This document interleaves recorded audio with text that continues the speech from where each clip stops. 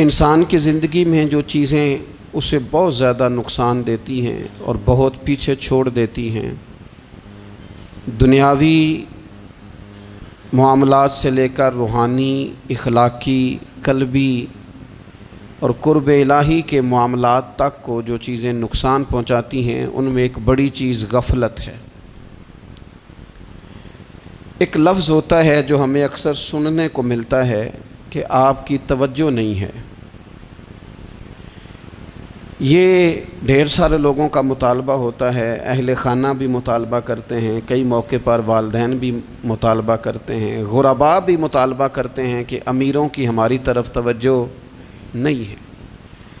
اور یہ بڑی لازمی سی بات ہے کہ کسی چیز پر جب توجہ رہتی ہے تو وہ چیز بہتر ہو جاتی ہے، اور جب عدم توجہی کا لوگ مظاہرہ کرتے ہیں تو وہ معاملہ خراب ہو جاتا ہے۔ یہ جو عدم توجہ ہے اسی کو غفلت کہتے ہیں، اور جب انسان کے مزاج پر غفلت طاری ہوتی ہے اور غفلت اس پر پوری طرح غلبہ کر لیتی ہے تو پھر اس کی زرخیز زمین کو وہ بنجر کرتی ہے۔ غفلت انسانی دل کے لیے بڑی نقصان دہ چیز ہے اور انتہائی تکلیف اور ضرر کا باعث ہے۔ دلوں پر جو قحط نازل ہوتا ہے، قحط، ویران ہو جاتے ہیں دل، اور جو دلوں پر خشکی نازل ہوتی ہے کہ طبیعتیں خشک ہو جاتی ہیں، یہ غفلت کی وجہ سے ہوتی ہے۔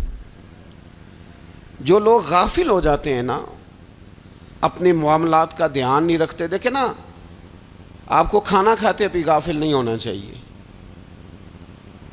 اگر کھانا بھی غیر معتدل کھا لیا جائے تو وہ انسان کی طبیعت کے لیے باعث ضرر بن جاتا ہے، نقصان کا باعث بنتا ہے۔ بات کرتے ہوئے بھی غافل نہیں ہونا چاہیے، کئی دفعہ جملے ایسے نکل جاتے ہیں جو انسان کے لیے پھر شرمندگی کا باعث بنتے ہیں۔ انسان کو غافل ہو کر کوئی کام نہیں کرنا چاہیے، غافل ہو کر، مدہوش اور بے ہوش ہو کر نہیں۔ غفلت دل کو ویران کرتی ہے، طبیعت میں خشکی لاتی ہے۔ غافل کبھی نہ بنے۔ قرآن مجید فرقان حمید نے ارشاد فرمایا کہ اقترب للناس حسابہم، فرمایا لوگوں کے حساب کا وقت قریب آ گیا، وہم فی غفلۃ معرضون، اور وہ ابھی بھی غفلت میں منہ پھیرے ہوئے ہیں۔ ٹائم آ گیا حساب دینے کا، لیکن وہ ابھی بھی غافل ہیں۔ ہمارے جو زیادہ تر نقصان زندگی میں ہوئے ہیں وہ صرف ہماری غفلت کی وجہ سے ہوئے۔ ہم نے چیزوں پر توجہ نہیں دی، چیزیں گڑبڑ ہو گئیں۔ جس آدمی نے پھول لگائے ہوں، پھل لگائے ہوں، کھیتی لگائی ہو، وہ دانہ ڈال کے پانی دے کے فارغ نہیں ہو سکتا، اسے توجہ کرنی پڑتی ہے۔ اور کسی نے کہا تھا مالی جیندے ہون تو پھر بوٹے سوکدے نہیں، اگر موجود ہونا ان کو سینچنے والا، رکھوالی کرنے والا، تو پھر ان کی جڑیں کبھی خشک نہیں ہوا کرتی۔ ہماری جو غفلتیں ہیں یہ بڑی ضرر کا باعث ہیں، نقصان کا باعث، اور مجبوری معاف ہوتی ہے، غفلت معاف نہیں ہوتی۔ اسکول میں پڑھتے تھے، مدرسے میں پڑھتے تھے، تو ایک مجبوری ہو گئی جی، خدا نخواستہ گھر میں کوئی پریشانی ہو گئی تو اساتذہ اس پر سزا نہیں دیتے۔ کوئی خوشی کا موقع ہے گھر میں، فیملی میں کسی کی شادی ہے، اساتذہ اس پر سزا نہیں دیتے۔ لیکن اگر کبھی پتہ چلتا تھا نا کہ یہ گھر سے تو آیا تھا لیکن مدرسے نہیں آیا، یہ اسکول نہیں آیا، رستے میں غافل ہو گیا، تو یہ بات خوفناک تھی۔ یہ قابل سزا جرم تھا کہ تو غافل ہو گیا اپنی پڑھائی سے، تو گھر سے آیا اور یہاں نہیں آیا۔ غفلت قابل سزا ہوتی ہے، مجبوری کی معافی ہوتی ہے۔ ہمارا آج کل جو مسئلہ ہے وہ غفلت کا ہے۔ ڈھیر سارے لوگ ہیں، سمجھدار بھی ہیں، سیانے بھی ہیں، معاملہ فہم بھی ہیں، باشعور بھی ہیں، تعلیم کی ڈگریاں بھی رکھتے ہیں، لیکن اگر ان کی زندگیوں کی تکلیفوں کو دیکھا جائے اور بے آباد روح کو دیکھا جائے اور سجدوں سے ان کی دوری کو دیکھا جائے تو ایک ہی بات سمجھ میں آتی ہے کہ پتہ سارا ہے لیکن لے ڈوبی ہے غفلت، توجہ نہیں کی۔ لائق بچہ بھی نالائق ترین زندگی گزارتا ہے، اس لیے کہ اس کے لائق ہونے کے ساتھ ساتھ اس کا توجہ کرنا بھی تو ضروری ہے نا۔ نرے لائق کا کیا فائدہ اگر وہ محنتی نہیں، اگر وہ توجہ ہی نہیں کرتا، اپنا سبق دھیان سے سنتا پڑھتا ہی نہیں، تو بھی جتنا مرضی لائق ہو پیچھے رہ جائے گا۔ اور کئی نالائق ہوتے ہیں، رٹا لگا کے پاس ہوتے ہیں، پر چلو رٹا تو لگاتے ہیں نا، محنت تو کرتے ہیں نا، جد و جہد تو کرتے ہیں۔ کئی نالائق جد و جہد کے باعث آگے گزر جاتے ہیں، اور کوئی اسی چکر میں رہ جاتے ہیں، میں بڑا لائق ہوں، کل پڑھ لوں گا، پرسوں پڑھ لوں گا، ہفتہ تیاری کر کے پاس ہو جاؤں گا۔ اپنی زندگی سے غفلت کا پردہ اٹھائیں، اور غفلت اس کے لیے فیصلہ کرنے کی ضرورت ہوتی ہے، پلاننگ کرنے کی نہیں، فیصلہ کرنے کی ضرورت ہوتی ہے کہ میں نے اب غفلت کرنی۔ ہم نہ جب بھی کوئی پروگرام بناتے ہیں تو منصوبہ بندی شروع کر دیں، منصوبہ بندی نہ کریں، فیصلہ کریں، کہیں کہ میں نے غافل نہیں ہونا۔ غفلت غرق دنیا کا نام ہے، اپنے آپ کو غفلت سے بچائیں۔ آپ دیکھیں حضرت کعب بن مالک رضی اللہ تعالیٰ عنہ فرماتے ہیں، بخاری میں موجود ہے، فرماتے ہیں کہ جنگ میں پیچھے رہ گیا تھا، میرا خیال تھا کل چلا جاؤں گا، گھوڑے اور سواریاں میرے پاس تیز ہیں، مضبوط ہیں، پرسوں چلا جاؤں گا، تیزی سے بھاگ کے میں پہنچ جاؤں گا، میں قافلے کے ساتھ شامل ہو جاؤں گا، لیکن بس تھوڑی سستی ہو گئی، ذرا غفلت ہو گئی۔ آپ فرماتے ہیں جب سب لوگ چلے گئے حضور علیہ السلام کے ساتھ جہاد میں اور میں پیچھے رہ گیا، تو پھر جب چند دن گزر گئے اور محبوب کے واپس آنے کا ٹائم ہو گیا، تو اب میں غور کرتا سمجھتا تو مجھے مدینے میں یہاں بزدل لوگ نظر آتے، اور کون نظر آتے؟ جو منافق تھے، وہ منافق بزدل دکھائی دیتے، یا مجھے عورتیں اور بچے دکھائی دیتے۔ میں پریشان ہوا، حضور واپس آ گئے۔ جنہوں نے بہانے کیے تھے نا منافقین نے، یہ مجبوری تھی اس لیے نہیں جہاد پہ گئے، یہ جنہوں نے بہانے کیے تھے انہیں مل گئی معافی، اور میں نے سچ بولا، میں نے کہا یا رسول اللہ میں غافل ہو گیا تھا۔ اب کہتے ہیں میں نے جب کہا نا حضور سستی ہو گئی تھی، ذرا غفلت ہو گئی، تو بندہ محبوب سے ہی غافل ہو جائے، بندہ وہیں سے غافل ہو جائے۔ جو دم غافل سو دم کافر، سانو مرشد اے ہو پڑھایا۔ جب کہا نا حضور وہ غلطی ہو گئی، کوئی مجبوری نہیں تھی، تو فرماتے ہیں باقیوں کو معافی مل گئی، میرے ساتھ حضور ناراض ہو گئے۔ ایک دن نہیں، 2 دن نہیں، 50 دن حضور ناراض رہے۔ مدینے کی گلیوں نے مجھے پہچاننا چھوڑ دیا، در و دیوار سے مجھے یوں لگتا تھا کہ میں پردیسی ہوں۔ فرماتے ہیں میں مسجد میں آتا تھا، میں جب محبوب کو دیکھتا تو حضور رخ انور پھیر لیتے، اور مجھے پتا تھا جب میرا چہرہ ادھر ادھر ہوتا تو پھر کریم رحمت کی نظر فرماتے۔ فرماتے ہیں 50 دن مسلسل، پھر مجھے حکم ہوا کہ بیوی بھی بھیج دو، میکے بچے بھی بھیج دو، ننھال یعنی تنہا رہ جاؤ۔ فرماتے ہیں وہ میں نے قید تنہائی کاٹی، لیکن شکر اللہ کا یہ ہے کہ میں سچا تھا، بس ذرا بھول گیا تھا، بس ذرا غفلت ہو گئی تھی۔ تو فرماتے ہیں پھر اللہ تبارک و تعالیٰ نے میرے اوپر فضل یہ فرمایا کہ میری توبہ کا اعلان رب نے قرآن مجید میں فرمایا۔ تو غافل نہ بنے کبھی بھی، ہمارا نا مسئلہ یہ ہے، اور آپ نے ناراض نہیں ہونا، ڈھیر سارے لوگ غافل ہو جاتے ہیں، مالدار بھی غافل ہیں، صاحبان علم بھی الا ماشاء اللہ بہت ساری جگہوں پہ غافل ہیں۔ جن لوگوں کو 4 لوگ جاننے لگ جاتے ہیں، کوئی مقام حاصل ہو جاتا ہے، وہ بھی بہت ساری جگہوں سے غافل ہو جاتے ہیں الا ماشاء اللہ۔ غفلت بڑی تکلیف والا منظر ہے۔ جو لوگ سمجھتے ہیں نا میں اب گڈ بک میں آ گیا ہوں، اب میں اچھا ہو گیا ہوں، اب میرے لیے خیر کہا جاتا ہے، مجھے اچھائی شاید یہ مستقل میرے ساتھ رہے گی، تعریف ہی ہوگی ہمیشہ، وہ بھی غافل ہو جاتے ہیں۔ اور یہ غفلت ٹھیک نہیں ہوتی۔ وجہ دیکھنی چاہیے کس وجہ سے انسان کو وقار مل رہا ہے، عزت مل رہی۔ اپنی زندگی سے غفلت کو اتار پھینکیں۔ تھوڑی دیر کی تو غفلت ہوتی ہے، لمبی تو نہیں۔ 2 منٹ کے لیے صرف اس نے ڈرائیونگ کرتے ہوئے چہرہ موبائل کی طرف کیا تھا، 2 ہی تو منٹ لگے تھے۔ لمحوں نے خطا کی تھی، صدیوں نے سزا پائی۔ لمحوں نے خطا کی تھی، صدیوں نے سزا پائی۔ ایک لمحے کے لیے غافل ہوئے تھے اور صدیاں، نسلیں روتی رہ گئیں پیچھے۔ بچے تڑپتے رہ گئے، اہل خانہ پریشان رہ گئے، ماں باپ ساری زندگی روتے رہے، لیکن یہ 2 منٹ کے لیے یہ غفلت جو ہے یہ بڑی تکلیف والا معاملہ. اپنی زندگی سے غفلت کو اتارنا ہے، غافل نہیں بننا، ہر وقت توجہ اور ساری باتوں پہ توجہ. بعض اوقات لوگ ایک طرف توجہ کر کے ایک طرف سے غافل ہو جاتے ہیں. نہ، توجہ ہمہ پہلو رکھنی ہے. ہمارے ذمے جتنے بھی حقوق ہیں ان سب پر توجہ، ہر چیز کا خیال. ایسا نہ ہو کہ عبادت کرتے رہ جائیں اور حقوق العباد ہم سے چھوٹ جائیں، اور حقوق العباد اتنے زیادہ ادا کریں. صاحب مجھے کہنے لگے ایک دفعہ بڑے وثوق کے ساتھ، کہنے لگے جی معاذ اللہ ثم نہیں جی ٹائم ملتا پھر نماز دا کی کریے، روزی کمانا بھی تو عبادت ہے نا. تو میں نے کہا آپ نے عبادت کرنا ایک حصہ قبول کیا ہے، آپ نے کل عبادت نہیں قبول کی. عبادت کل ہے، ہمہ پہلو. ایک حصہ آپ قبول کر کے نکل گئے اور باقی آپ نے چھوڑ دی. تو کسی ایک طرف سے بھی غافل نہیں ہونا.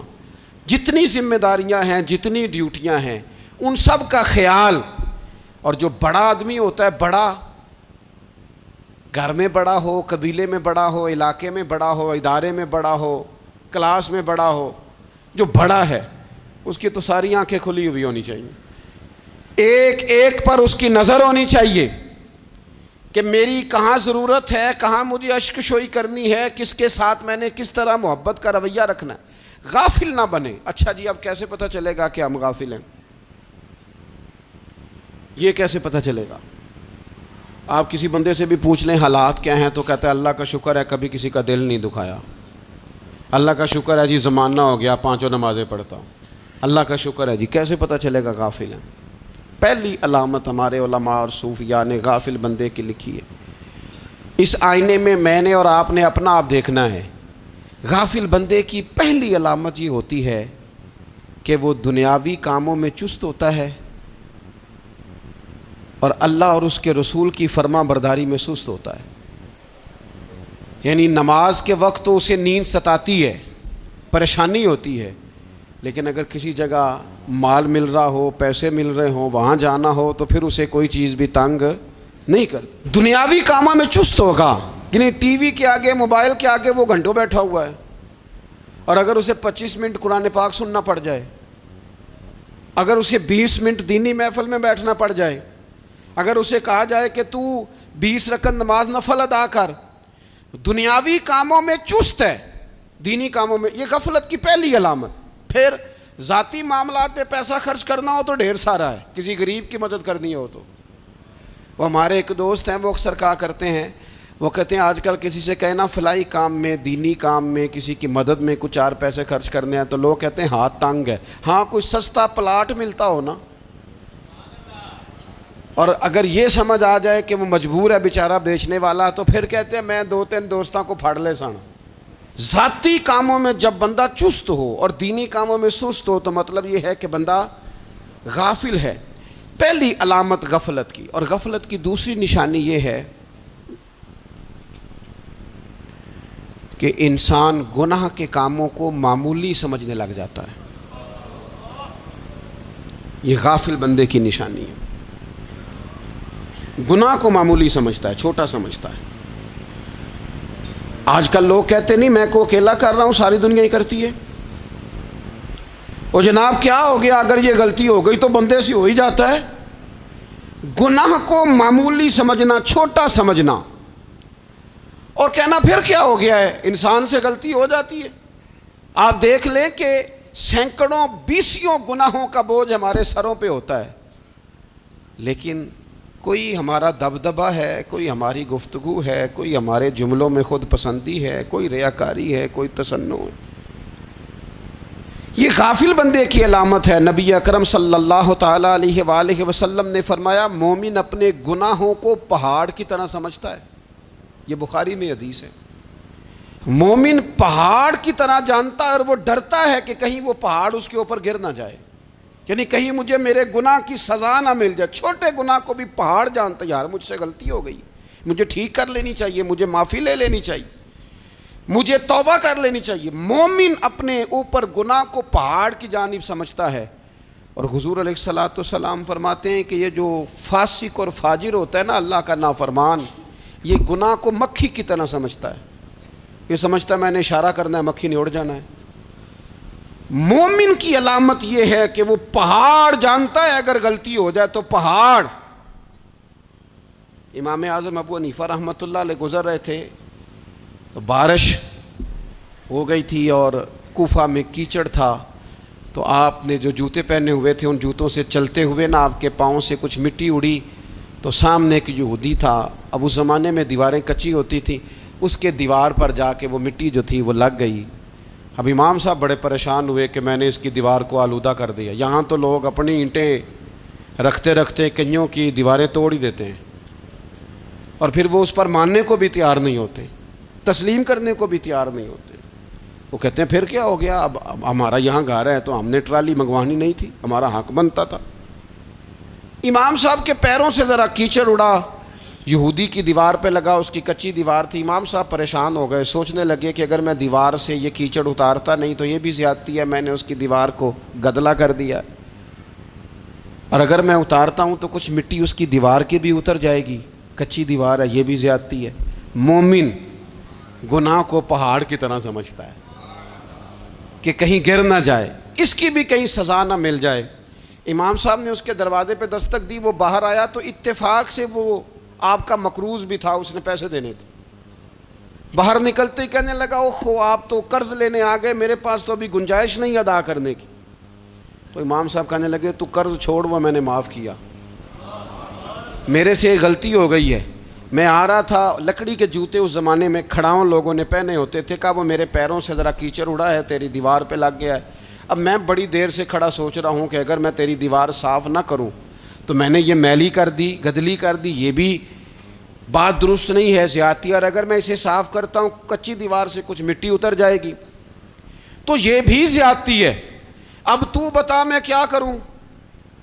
تو بے موسمہ پھل تھا نا یہ، تو بے موسمہ پھل دیکھ کے بندہ حیران ہو جاتا ہے، جو باتیں روٹین میں نہ ہو رہی ہوں وہ ذرا انوکھی لگتی ہے، بندہ حیران ہو گیا، غور سے امام صاحب کا چہرہ دیکھنے لگا، غور سے چہرہ دیکھنے لگا، اور پھر تھوڑی دیر سوچنے کے بعد کہنے لگا حضور پہلے میں نے دین اسلام کے بارے میں پڑھا اور سنا تھا، آج میں نے دین دیکھا ہے۔ پہلے میں نے سنا تھا کہ دین اسلام اس طرح کا ہے، آج میں نے دین ہم نہ پوری دنیا کے کافروں کو دین سنانا چاہتے ہیں، دکھانا نہیں چاہتے، ہم نیک نظر آنا چاہتے ہیں، نیک بننا نہیں چاہتے، ہم نیک نظر آنا چاہتے۔ نتیجہ کیا نکلتا ہے کہ کچھ عرصے کے بعد پتہ چل جاتا ہے بندہ کس لیول کا نیک ہے، کیا معیار ہے اس کی نیکیوں کا۔ کہنے لگا حضور پہلے میں نے دین سنا تھا، آج دیکھا ہے۔ آپ وہ مٹی کی دیوار پر جو کیچڑ لگ گیا ہے، دیوار کو بعد میں صاف کیجئے گا، پہلے کلمہ پڑھائیں تاکہ میرے اندر کا کفر صاف ہو جائے، مجھے مسلمان کر دیں۔ تو غافل آدمی جو ہوتا ہے نا، وہ پھر تیسری بات، جب بندہ بہت زیادہ غافل ہو جاتا ہے پھر اعلانیہ گناہ کرنے لگتا ہے۔ ایک گناہ پھر اس کا اظہار گناہ، ایک بندہ حدیث پاک میں آتا ہے، ایک بندہ رات کو کوئی غلطی کرتا ہے، اللہ تعالیٰ اس پہ پردہ ڈال دیتا ہے، لیکن وہ سویرے خود لوگوں کو بتاتا پھرتا ہے میں نے یہ کیا، میں نے یہ کیا۔ جب آپ اظہار گناہ کرتے ہیں نا تو سامنے والا بھی دلیر ہوتا ہے، کہتا ہے اس نے کیا میں کر لوں گا تو پھر کیا ہوا۔ ہمارے علماء نے لکھا ہے کسی کی نماز قضا ہو جائے تو کسی کو بتائے نہ، قضا پڑھ ڈالے، اس کا جگہ جگہ ذکر نہ کرے۔ جب آپ کہیں گے نا میری قضا ہو گئی تو آپ کے ساتھ رہنے والا بچہ دوست سمجھے گا یار اس کی قضا ہو گئی ہے تو میری بھی ہو جائے گی تو کیا ہوا۔ گناہ کرنا بھی گناہ ہے اور گناہ کا اظہار بھی گناہ ہے۔ نبی اکرم صلی اللہ تعالیٰ علیہ وآلہ وسلم نے ارشاد فرمایا میری ساری امت کو معافی مل جائے گی سوائے ان لوگوں کے جو اعلانیہ گناہ کرتے ہیں۔ یہ بخاری مسلم دونوں میں حدیث موجود ہے۔ جو اعلانیہ گناہ، جنہوں نے خود ساری دنیا کو گواہ بنا لیا، میں نے یہ بھی جرم کیا، یہ بھی کیا، یہ بھی کیا، یہ بھی کیا، خود انہوں نے لوگوں کے، بہت بڑے غافل آدمی کی علامت ہے کہ گناہ کرے اور پھر اوپر سے اعلانیہ گناہ کرے، اتنا بڑا جرم کرے۔ پھر چوتھی علامت اگر ہم دیکھنا چاہیں کہ ہم غافل تو نہیں. تو غافل بندے کی چوتھی علامت یہ ہوتی ہے کہ وہ فضول کاموں میں وقت بڑا ضائع کرتا ہے. فضولیات میں ادھر بیٹھے ہیں ادھر بیٹھے ہیں, یہاں گپ شپ ہو رہی ہے, وہاں موبائل دیکھا جا رہا ہے, پھر کچھ ٹائم ملا ہے تو پھر کہیں دور دراز کسی ہوٹل پہ کھانا کھانے چلے گئے, پھر کچھ ٹائم ملا تو چلو نکلتے ہیں ذرا کوئی ہفتہ سیر کر آتے ہیں, یہاں گپ شپ ہے, فلاں کو ڈسکس کر لیتے ہیں, فلاں کے بارے میں بات کر لیتے ہیں, سیاسی تبصرے کر لیتے ہیں, یہ تھوڑی گفتگو ہو جاتی, چلے محلے داروں پہ تبصرہ شروع کرتے ہیں, کون روٹی زیادہ کھا رہا ہے اور کس کے پاس پیسے زیادہ آ گئے, چلو جا کے پتہ کرتے ہیں. حالانکہ یہ پتہ نہیں کرنا چاہیے تھا, پتہ تو اس کا کرنا چاہیے تھا جو بیچارہ کل سے بھوکا ہے. خبر تو اس کی رکھنی چاہیے تھی جس بیچارے کے گھر میں بچوں کے لیے پہننے کو کپڑے موجود نہیں ہیں. اس پر تبصرہ یہ کرتے ہیں کہ یہ محنت کیوں نہیں کرتے, اور اگر کسی پر اللہ عطا کر دے پھر حساب ضرور لگاتے ہیں کہ ذرا معلومات کرو یہ اتنی جلدی آگے کیسے نکل گئے. غافل بندے کی علامت ہے وقت کا ضائع کرنا اور فضول کاموں میں ضائع کرنا اور بلا وجہ ضائع, اور ایسے سوالات کرنا جن کی ضرورت ہی کوئی نہیں, بالکل ضرورت ہی نہیں, کوئی مطلب ہی نہیں, لیکن ہم لوگ وقت ضائع. یہ غفلت کی علامت, غفلت. اللہ والوں کی علامت کیا تھی؟ ایک بات انہوں نے زندگی میں لے لی, سیکھ لی, پھر ساری زندگی اسی پہ گزار دی. ان کا ارادہ تھا نا کشکول سیدھا کیا. کچھ لوگ ساری زندگی لیکچر قبول لے کے سن کے پھر بھی سمجھنے کو تیار. یہ غافل دل کی علامت ہے. اس لیے نبی پاک صلی اللہ تعالیٰ علیہ وسلم نے فرمایا دو نعمتیں ایسی ہیں جن میں اکثر لوگ غفلت میں ہیں, ایک صحت اور دوسری فراغت. لوگ بلا وجہ وقت ضائع کرتے ہیں. اللہ نے صحت دی ہے, کسی خیر کے کام میں لگائیں. اگر آپ کے پاس فارغ وقت ہے تو قرآن پاک کو یاد کریں, ترجمہ اور تفسیر سے پڑھیں, محبوب پاک علیہ السلام کی احادیث کو یاد کریں, اللہ والوں کی باتیں سنیں. وقت ملے تو عبادات میں لگائیں, نوافل میں لگائیں, تلاوت میں لگائیں, ذکر اذکار میں لگائیں, اور پھر اللہ مزید توفیق عطا کرے تو کسی کے بھلے میں وقت لگائیں. گلی سے کوئی کانٹا اٹھائیں, کوئی روڑا اٹھائیں, کوئی کسی کی مدد کریں.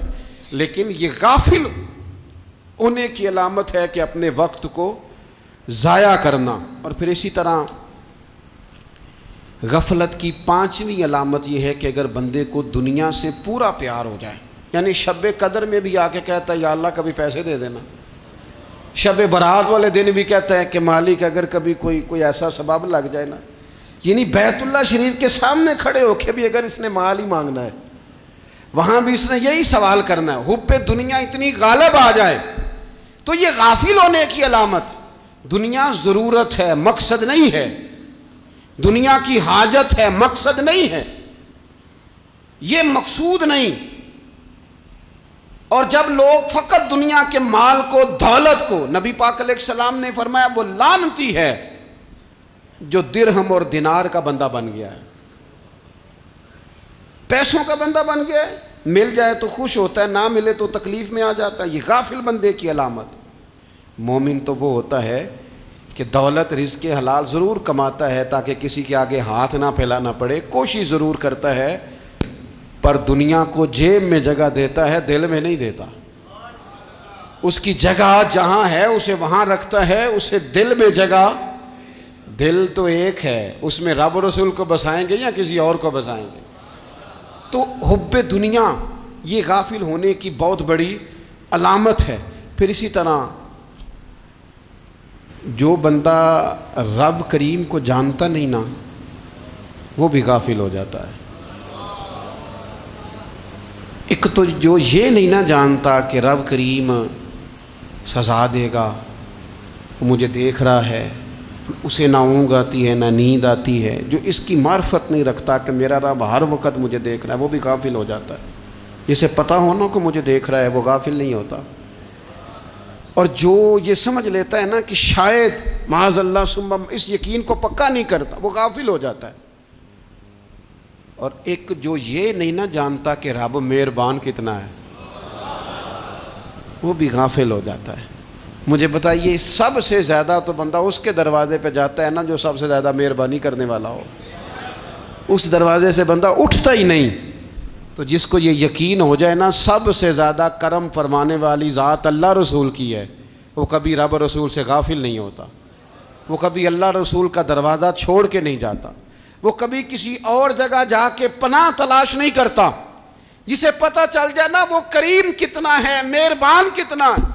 ملا رومی رحمت اللہ علیہ فرماتے ہیں بہت بڑا مجرم تھا ایک بندہ، بہت بڑا گناہگار تھا، بت کو پوجتا تھا، تھک گیا ساری رات بت کے سامنے کھڑا تھا، معاذ اللہ یا صنم یا صنم یا صنم کہتے، تھک گیا، نیند آ گئی، اونگ آ گئی۔ جب پوری طرح نیند آ گئی اور دماغ پہ نیند قبضہ کرنے لگی تو اس کے منہ سے نکل گیا، صنم صنم کہہ رہا تھا نا، نکل گیا یا صمد، او بے نیاز مالک۔ رب کریم نے فرشتوں سے فرمایا دوڑ کے جاؤ، جو کہتا ہے اسے دے دو۔ فرشتے کہنے لگے مالک وہ تو بت کو پکار رہا تھا، اس نے تو غلطی سے نام لیا ہے۔ فرمایا مجھے نہیں پتا، لیکن دیکھو نا اس نے مجھے پکارا تو ہے نا، کتنی دیر سے جھوٹے کو پکار رہا تھا، اس کا معاملہ حل نہیں ہوا۔ اب اگر سچے کو پکارنے پہ بھی حل نہ ہوا تو فرق کیا رہ جائے گا؟ دے دو جو مانگتا ہے، دے دو۔ میرے دوست گھر پتہ چل جائے وہ کریم کتنا ہے، وہ مہربان کتنا ہے۔ میرے رسول پاک علیہ الصلوۃ والسلام نے تو فرمایا تیری آنکھ سے اگر اس کے خوف سے اتنا آنسو بھی نکل گیا جتنا مچھر کا پر ہوتا ہے، تو جس طرح بھینس کے تھنوں سے نکلا ہوا دودھ واپس تھنوں میں نہیں نہ جاتا، جو اتنا بھی روئے نہ روئے اللہ کے خوف سے، وہ بندہ دوزخ میں نہیں جائے گا۔ تھوڑی دیر کے لیے ڈر جائے اپنے رب سے، آئے تو صحیح۔ عدم معرفت غفلت پیدا کرتی ہے، تو آ تو صحیح، وہ تو کریم ہی بڑا ہے، وہ تو مہربان ہی بڑا ہے۔ حضرت زنیرہ رضی اللہ تعالی عنہ حضور کی صحابیاں ہیں۔ ایام جو مکے کے تھے مسلمانوں پر بڑی آزمائش کے تھے، انہیں بڑا مارا کفار نے، اتنا مارا کہ ان کی بینائی چلی گئی، نظر آنا بند ہو گیا۔ کافروں کی عورتوں نے تانا دیا کہ تو نے ہمارے بت چھوڑے ہیں نا، تو دیکھنا تیری بینائی چلی گئی۔ تو جناب زنیرہ اللہ پہ بھروسہ، توکل، معرفت الہی کا جذبہ، اٹھ کے کھڑی ہو کہنے لگی چپ کرو، تمہارے جھوٹے بت کیا کر سکتے ہیں، میرا رب چاہے تو صبح جب میں اٹھوں تو میری آنکھیں روشن ہو، اگر کریم کرم کر دے۔ لوگ کہتے ہیں واقعی ایسا ہوا، جب وہ سویرے اٹھیں تو اللہ نے ان کی روشنی واپس کر دی تھی۔ تجھے پتہ چل جانا وہ مہربان کتنا ہے۔ وہ ایک بزرگ تھے تو ان سے کسی نے کہہ دیا کہ اگر آپ کا حساب آپ کے ماں باپ کے ذمہ ہو جائے تو پھر کیسا، پوچھنے کے لیے قیامت میں اگر ماں باپ حساب لیں تو پھر کیسا۔ تو بڑے سیانے لوگ تھے جو دل والے تھے، کہنے لگے نہیں، رب کریم ہی ٹھیک ہے، اس لیے کہ وہ ماں باپ سے کہیں بڑھ کر پیار کرنے والا ہے۔ اگر یہ معرفت مل جائے وہ کریم کتنا ہے۔ اور جب بندہ پوری طرح اس کی بارگاہ میں آ کے تڑپ جاتا ہے نا، مولا میں جاؤں کدھر، تیرا دروازہ چھوڑ کے جاؤں کدھر۔ اقبال کہتے ہیں وہ ایک سجدہ جسے تو گراں سمجھتا ہے، 1000 سجدوں سے دیتا ہے آدمی کو نجات۔ تجھے جگہ جگہ جھکنا نہیں پڑے گا اگر تو صحیح معنوں میں اپنے رب کی بارگاہ میں جھک جائے۔ تو میرے عزیز کوشش کریں کہ اس کی معرفت، اس کا کرم، اس کی عطا اور اللہ تبارک و تعالیٰ کے حاضر و ناظر ہونے پر عین الیقین، حق الیقین حاصل کریں۔ اور پھر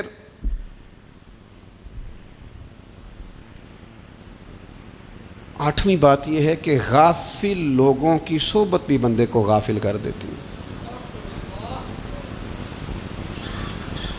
غافلوں کی صحبت میں نہ بیٹھیں، ان کی صحبت میں بیٹھیں جن کے پاس بیٹھنے سے دل میں رب رسول کی محبت پیدا ہوتی ہے۔ غافلوں سے بچیں۔ چنگیاں دے لڑ لگی ساں تے چولی چ پھل پئے، تے جدوں میں پیڑیاں دے سنگ رل گئی تے میرے اگلے بھی ڈول گئے۔ برے آدمی کی صحبت بندے کو غافل کر دیتی۔ غافلوں کی صحبت میں کبھی نہ بیٹھیں، کبھی نہیں۔ غافل آدمی آپ کو غافل کر دے گا۔ میرے نبی پاک علیہ الصلوۃ والسلام نے فرمایا انسان اپنے دوست کے مذہب پر ہوتا ہے۔ یہ بہت بڑے لفظ ہیں۔ فرمایا المرء علی دین خلیلہ، انسان اپنے دوست کے مذہب پر ہوتا ہے۔